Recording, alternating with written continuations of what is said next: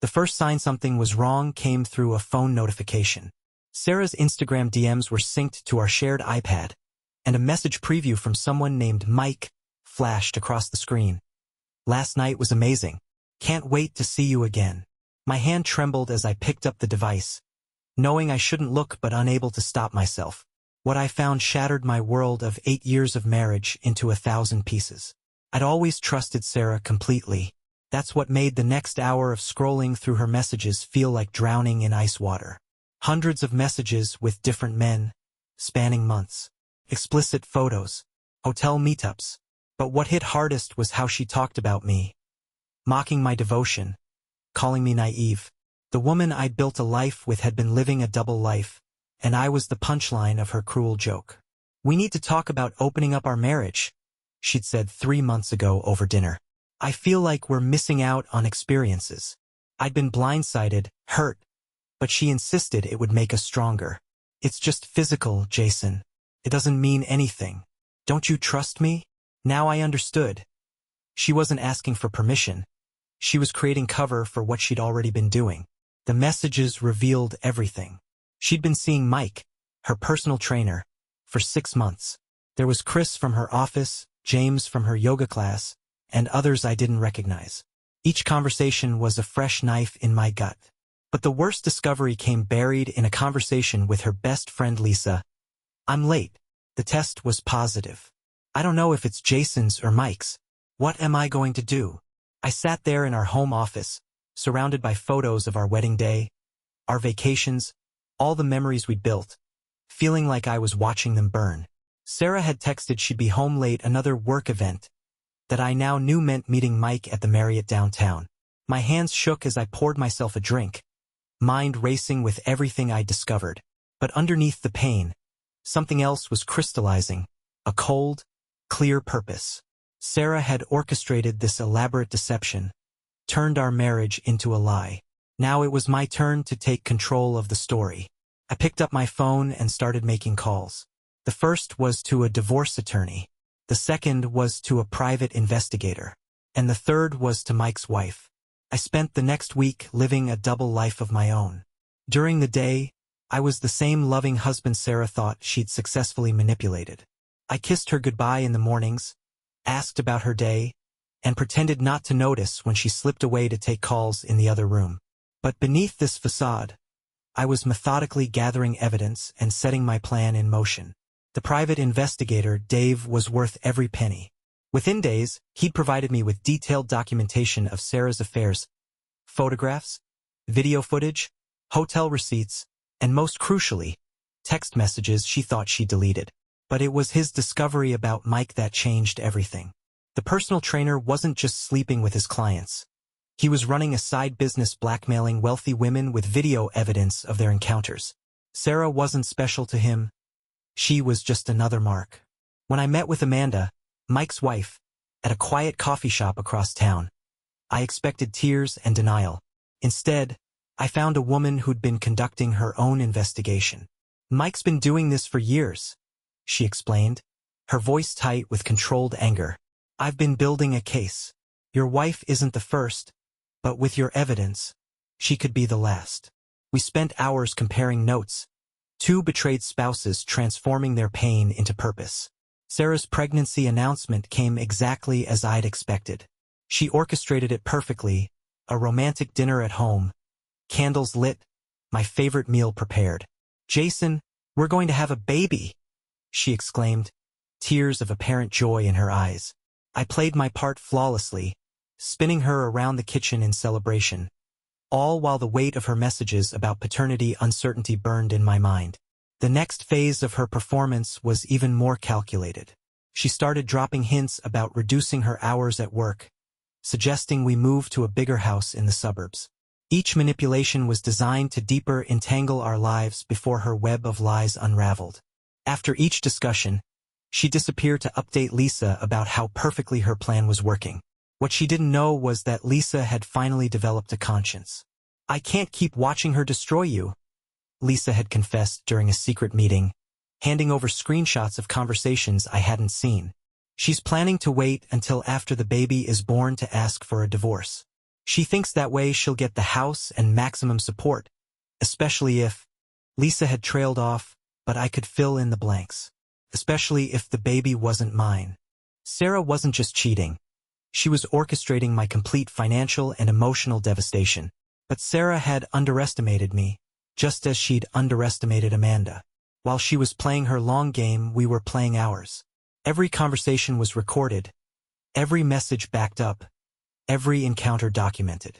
The evidence was mounting, and with it, the foundation of her carefully constructed future was beginning to crack.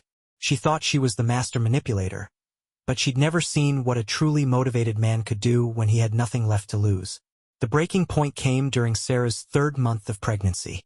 I'd maintained my composure through endless deceptions, her prenatal yoga classes, that were actually meetups with Mike, her tearful phone calls to her mother about how supportive I was, her elaborate performance of the perfect expectant mother. But watching her delete messages while lying next to me in bed, smiling to herself at some private joke I wasn't meant to understand, something inside me finally snapped. That night, after she fell asleep, I forwarded every shred of evidence I'd gathered to my lawyer. The next morning, I made an appointment with Dr. Reynolds, our family doctor who'd known us both for years. Sarah had specifically chosen him for her prenatal care, claiming it was because of our history together. The truth was more calculated. She thought his familiarity with us would prevent him from asking too many questions about the timeline of her pregnancy. I need to discuss something sensitive, I told him during our private meeting, sliding over a folder of documentation. My wife has been unfaithful throughout our marriage. She's pregnant, and there are serious questions about paternity.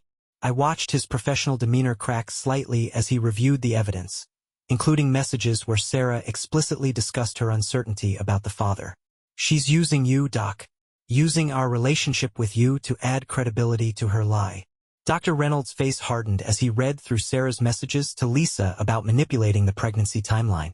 This is a serious ethical breach, he said finally. I cannot and will not be party to medical fraud.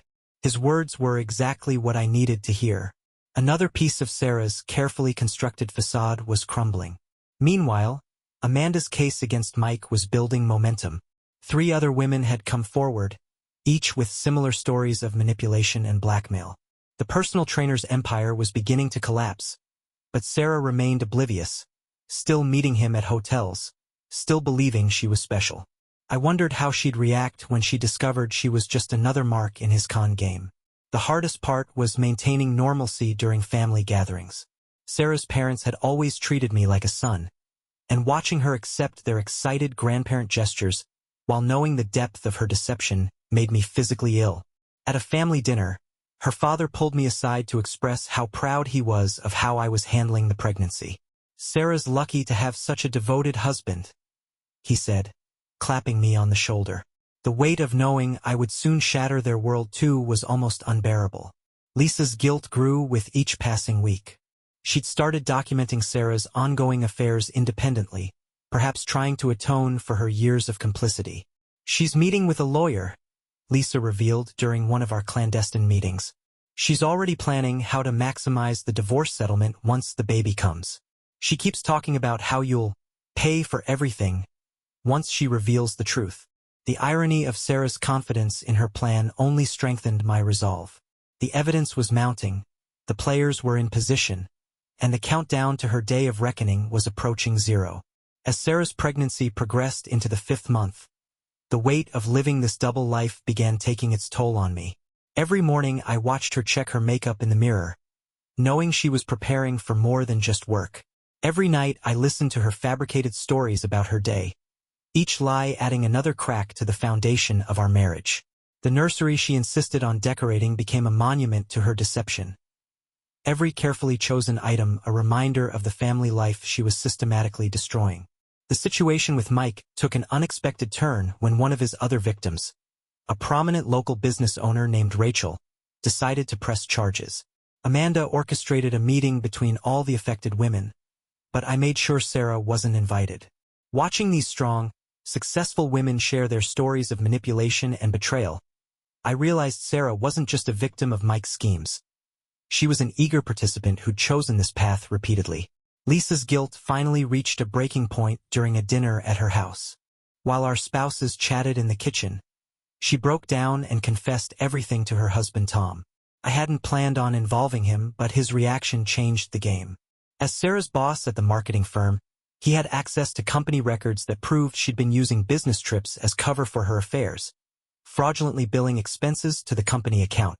"She's been embezzling company funds," Tom revealed, his face ashen as he showed me the documentation, using the corporate card for hotel rooms, claiming client meetings that never happened. "I've been signing off on these expenses without checking because I trusted her." The professional misconduct added another layer to Sarah's web of deception, and Tom's discovery gave me leverage I hadn't expected. The pregnancy was becoming Sarah's shield, her way of deflecting any possibility of consequences. She'd started talking about our future constantly, making elaborate plans for the baby's arrival. Each time she placed my hand on her growing belly, cooing about how the baby was just like its daddy, rage and disgust would surge through me. The child might be mine, but Sarah had stolen even the certainty of that joy from me. Everything came to a head when I discovered she'd been meeting with a high-profile divorce attorney, using money from our joint savings account to pay for consultations. The same account she'd been begging me to increase my contributions to for the baby's future. Her messages to the lawyer were explicit. She was building a case to maximize her settlement, planning to use the pregnancy and my apparent acceptance of it as proof of paternity, regardless of the truth. That discovery was the final catalyst I needed. All the pieces were in place, the medical records from Dr. Reynolds showing the inconsistencies in her pregnancy timeline, Tom's documentation of her corporate fraud, Amanda's evidence against Mike, and most importantly, Sarah's own messages plotting my financial and emotional destruction. She thought she was crafting the perfect plan, but she'd actually been building her own trap, one excruciating piece at a time. The night before everything was set to explode, I watched her getting ready for what she claimed was a team dinner. She kissed me goodbye, promised not to be late, and said she loved me. Standing in our doorway, watching her drive away to meet Mike one last time, I felt a cold clarity settle over me. Tomorrow, Sarah would learn that her greatest mistake wasn't her infidelity. It was underestimating the man she'd sworn to love and honor till death do us part. The day of reckoning began with a company-wide meeting at Sarah's firm. As a senior partner in my own law firm, I rarely attended her corporate functions, but today was different. I sat in the back of the conference room, watching as Tom called Sarah to the podium to present her latest marketing campaign. Her hand rested protectively on her pregnant belly as she smiled at her colleagues, completely unaware of what was about to unfold. Tom waited until she finished her presentation before he spoke. "Before we continue, there's a serious matter we need to address."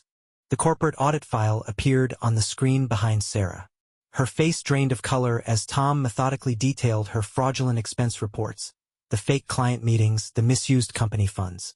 Each revelation landed like a physical blow, but I wasn't done yet. I stood up as Tom finished. Sarah's eyes widened with confusion, then fear, as I walked to the front of the room. "While we're addressing professional misconduct," I said, my voice steady, "there's more everyone should know." The private investigator's photos appeared next, Sarah entering hotels with Mike, their intimate moments caught on security cameras, receipts showing how she'd used company money to fund her affairs. Mike's wife Amanda walked in next, followed by 3 other women. They each took turns describing Mike's blackmail scheme, how he'd targeted wealthy, married women, how he'd recorded their encounters. Sarah's desperate attempts to interrupt were silenced as Amanda played a recording of Mike laughing about her pregnancy, bragging to his friends about how he'd trapped another, stupid rich wife. But the final blow came from Lisa. She walked to the front, tears streaming down her face, and turned to face her best friend. "I can't be part of this anymore, Sarah." She proceeded to read out loud the messages where Sarah had plotted to manipulate the paternity, planned to maximize her divorce settlement, mocked my trust and love. The room fell deadly silent as Lisa's voice broke on the last message. "Once I get what I deserve from that idiot husband of mine, I'll be set for life." Sarah tried to run, but security was already at the doors. Tom had called the police about the corporate fraud, and they were waiting to take her statement. I watched as she frantically looked around the room, seeing nothing but disgusted faces. Her carefully constructed world was crumbling, each lie exposed to the harsh light of truth. I approached her one last time, placing a thick envelope in her trembling hands. Inside was everything: divorce papers, evidence of her affairs, proof of her fraud, and a paternity test demand. "I've already frozen all our accounts," I said quietly. "Your prenup is void due to infidelity. The corporate fraud charges will likely lead to criminal charges. And don't worry about the baby. We'll let the courts and DNA decide that." As security escorted her out, I heard her desperate scream, "Jason, please! I can explain everything." But I didn't turn around.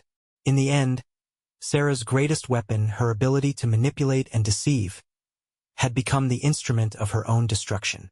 She'd orchestrated an elaborate plan to take everything from me, never realizing she was actually engineering her own downfall. Walking out of that building, I felt the weight of months of deception finally lift from my shoulders. Behind me, I could hear the chaos continuing to unfold: Sarah's colleagues processing the revelations, the police beginning their investigation, her career and reputation in tatters. She tried to play every angle, manipulate every relationship, only to end up losing everything. Sometimes the greatest revenge isn't what you do to someone. It's letting them face the natural consequences of their own actions.